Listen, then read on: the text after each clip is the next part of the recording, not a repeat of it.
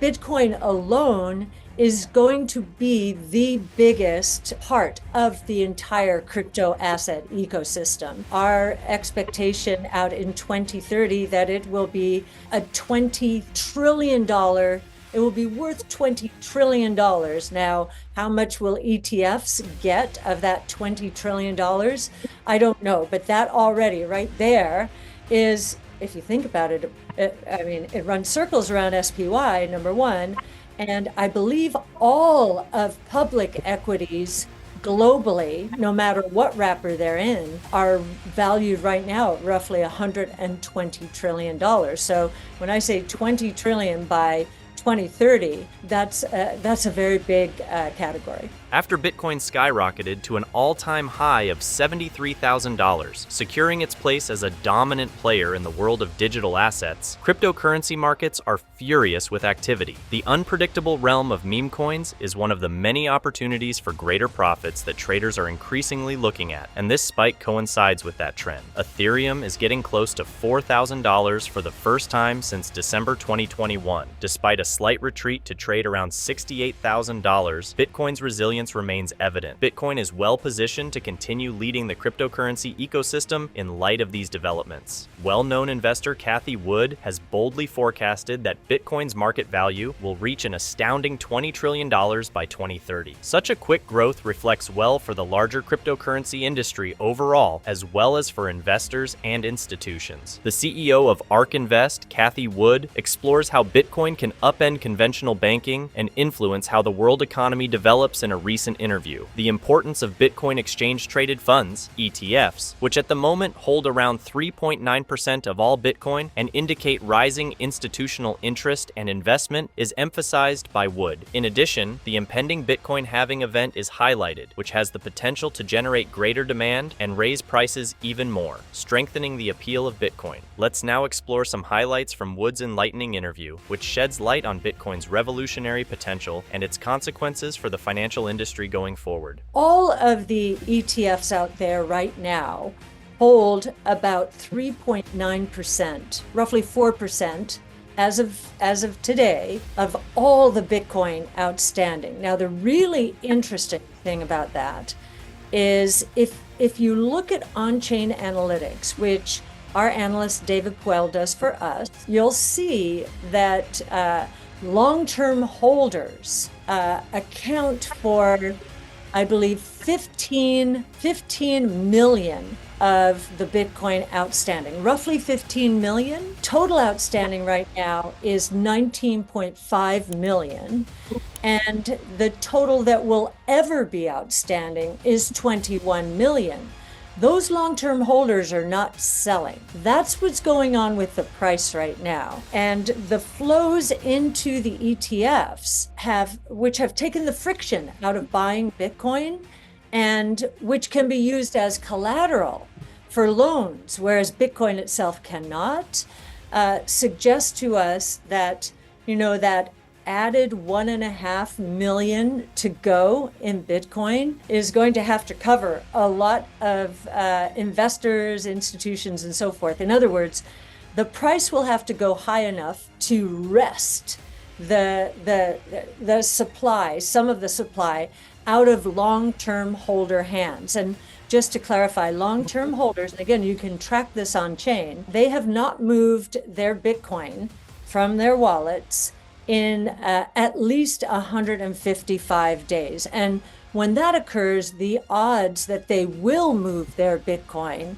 go down dramatically unless the price spikes dramatically. So the halving, so we'll go from roughly 1.9% growth in Bitcoin supply per year down to 0.9%. So we will drop below 1% for the first time. And if you look at the long-term history of gold, very long-term, what you'll find is the average supply growth has been roughly 1%. So now Bitcoin supply growth is dropping below the supply growth of gold. That is a milestone, I would say. And the other difference here is when the gold price spikes, there's usually a mining response, and the supply spikes with it. That cannot happen with Bitcoin. So it's quite a different dynamic. So the halving is that milestone. And if you look historically after halvings, it's usually been very good for the Bitcoin price. Now, it doesn't happen right away. I don't know why it doesn't happen right away, but it doesn't. Now that the market's becoming more efficient with ETFs, it might, because think about how many people even know about the halving this time around, when they didn't even know what Bitcoin was 4 years ago. They didn't know what it truly was. And if I can just throw one in terms of how we try and describe what this monetary revolution is, and each one of these words is important. The first, global, that's critical. Private, no government oversight. Digital, decentralized, rules-based monetary system in history. It is what my mentor, and many people know Art Laffer for his Laffer curve and fiscal policy and so forth.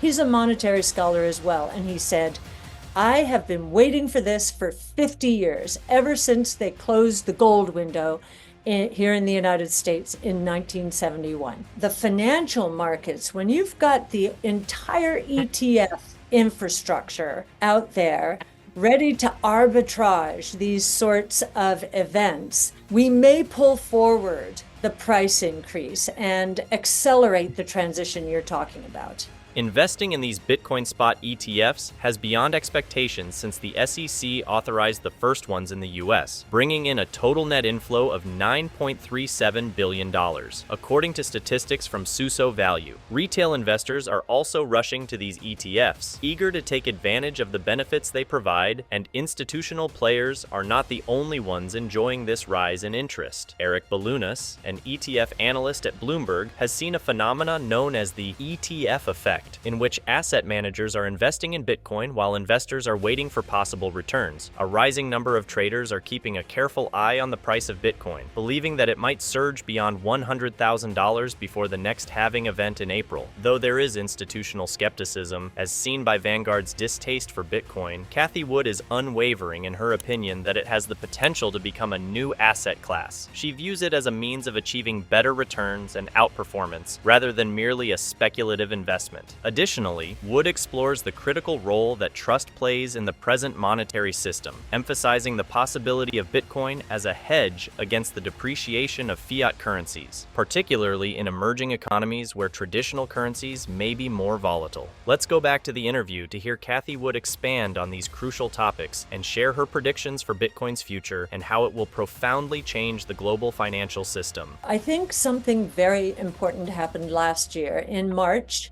of 23, regional bank crisis here in the United States. Regional banks imploded, some went bankrupt, and Bitcoin exploded. It went from 19,000 to more than 40,000.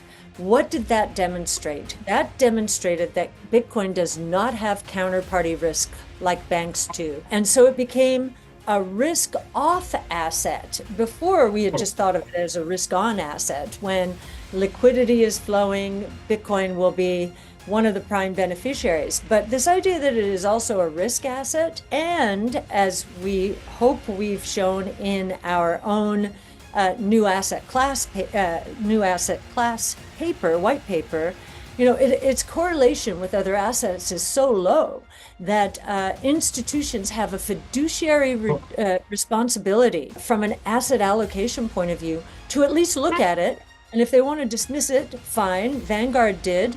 But what we think that Vanguard is doing is, well, one of two things. Vanguard has never invested in commodities, so it's just treating this like a commodity. For the most part, it hasn't. But we think it's a new asset class, and Vanguard will be depriving its clients of access to a new asset class, which, if continues to be low correlation of returns, what will happen is those using it will see increased returns per unit of risk, and they will outcompete the Vanguard advisors. So, I think there will become, even for the Vanguard ecosystem, a demand pull.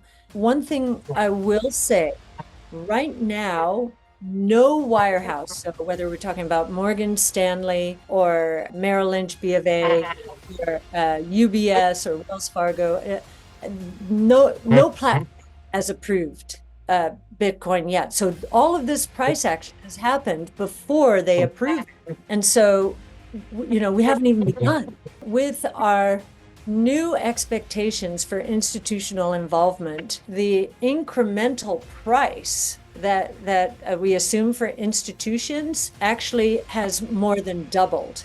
So, I don't want to give out any particular prices, but because we don't know how quickly, the more independent registered investment advisors in the United States, those platforms are saying, give us 3 months to do our due diligence.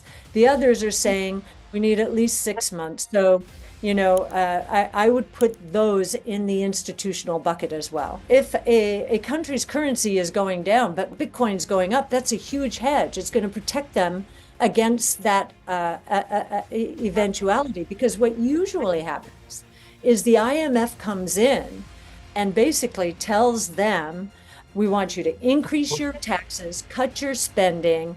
We're going to regulate you more, and it would be 180 degrees against what I would recommend. But that's the IMF prescription. So to protect against that, Bitcoin would be a very good hedge. The remarks made by Cathie Wood provide an understanding of how people are viewing Bitcoin as an asset class, especially when considering how it compares to more established financial organizations and products. She draws attention to a critical period in March of the previous year when American regional banks encountered a crisis that caused some of them to completely collapse, while Bitcoin experienced a sharp increase in value, rising from $19,000 to over $40,000 in March. According to Wood, this event demonstrates Bitcoin's unique benefit over conventional financial systems. It carries no counterparty risk because Bitcoin functions independently of centralized organizations, unlike banks, which may go bankrupt and pose dangers to investors. It is a risk-off investment during uncertain financial times. This is in contrast to its previous reputation as a risk-on asset, which was usually associated with times of market liquidity. Because Bitcoin has a poor correlation with traditional assets, Wood argues that institutional investors have a fiduciary duty to take it into consideration as a prospective asset class. She makes the argument that organizations like Vanguard,